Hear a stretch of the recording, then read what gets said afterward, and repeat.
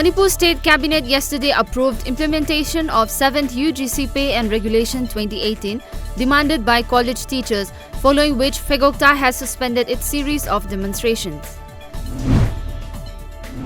The third main conference of Liang Mai Baptist Association Manipur has kicked off yesterday with the theme Malum Buibu Pu Our Faithful Men at Tamai headquarters in Tamenglong district. More than 7,000 people from across the state are expected to participate in the conference that will continue till 14th of this month. Arvind Kejriwal-led Am Aadmi Party scored a landslide victory in Delhi Assembly elections. With the result, AAP is all set for a consecutive third term in Delhi.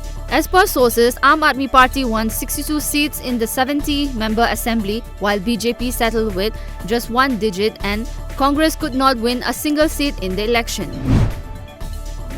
TN Academy along with a boarding and a house were gutted in a fire in the wee hour today near Hairok Part 3, Champrakong, under Thoubal district. Admit cards, uniforms and books for the students who will be appearing in the board and council exam were destroyed in the fire. However, no one was injured in the fire.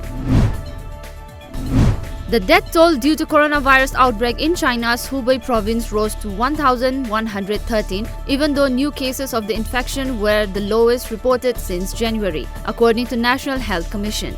As per reports, Hubei, the province at the center of the coronavirus outbreak, reported another 94 deaths and 1,638 new cases as of yesterday.